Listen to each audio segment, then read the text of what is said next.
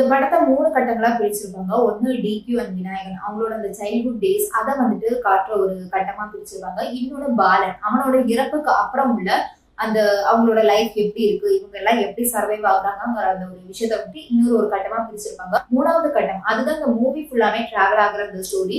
இந்த விநாயகன் அவன் வந்து காணாம போயிருப்பான், அவன் எங்க போனா என்ன ஆனா அப்படிங்கறத வந்து இந்த டிக்யூ வந்து தேடி கண்டுபிடிச்சிட்டு இருக்கிற மாதிரி இந்த ஒரு 3 கட்டங்களா தான் படத்தை பிரிச்சிருப்பாங்க.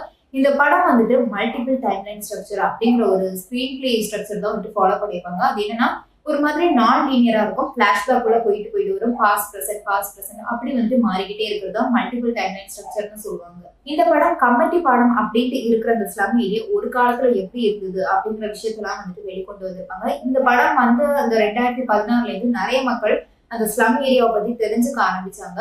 இப்போ அது டெவலப் ஆயிருக்காங்கிறது எனக்கு தெரியல. இந்த படத்துல இருந்து இந்த கமெடி படம் ஸ்லம் ஏரியா ஒரு காலத்துல எப்படி இருந்துச்சுன்றதுலாம் நம்மளால தெரிஞ்சுக்க முடியும். இந்த மாதிரி நம்ம ஊர்ல எத்தனையோ ஸ்லம் ஏரியா இருக்கு. ஒவ்வொரு ஸ்லம் ஏரியாவுக்கு பின்னாடி இந்த மாதிரி பெரிய மாஃபியா பெரிய அரசியல்கள் எல்லாமே கூட நடந்துட்டு இருக்கு. இந்த படத்துல இருந்து எனக்கு தோணின ஒரு சில விஷயங்கள்லாம் என் ஒப்பீனியனா நான் உங்ககிட்ட ஷேர் பண்ணியிருக்கேன். மேலும் உங்களுக்கு ஏதாவது இந்த படத்தை பத்தின ஒப்பீனியன்ஸ் இருந்தா அதை கமெண்ட் செக்ஷன்ல லீவ் பண்ணுங்க. வீடியோ பிடிச்சிருந்தா 7 Minute Info யூடியூப் சேனலுக்கு சப்ஸ்கிரைப் பண்ணுங்க. தேங்க்ஸ் ஃபார் வாட்சிங். Take care.